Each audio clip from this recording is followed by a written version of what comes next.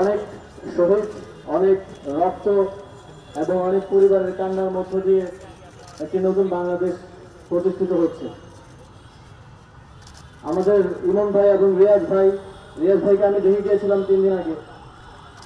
তিনি মাথায় একটি গুলি নিয়ে কোমায় থাকা অবস্থায় 10 দিন হাসপাতালের বেডে কাতরেছেন এবং অবশেষে শহীদের মর্যাদা লাভ করেছেন। আমরা যারা একসাথে লড়াই করেছি, আমরা হয়তো শহীদের মর্যাদা লাভ করতে পারিনি, কিন্তু আমাদের এই ভাইয়েরা তাদের জীবন দিয়ে দেশের দায়িত্ব আমাদেরকে দিয়ে গেছেন। সেই দায়িত্ব পালন করতে আমরা বদ্ধপরিকর।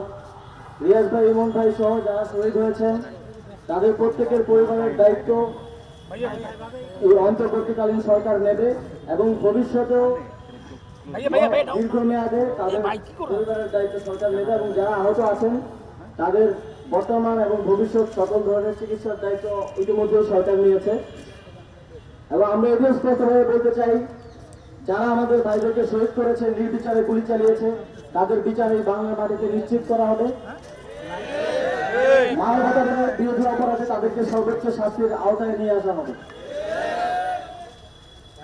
আমরা আজকের এই দিনে আমাদের শহীদ ইমন ভাই এবং রিয়াজ ভাইয়ের আত্মার মাগফিরাত কামনা করছি এবং এই পৃথিবীতে তারা যে সাহস দেখিয়েছেন এবং মানুষের জন্য জীবন দিয়েছেন, পরকালেও যেন তারা শান্তিতে থাকতে পারেন সেই কামনা করছি।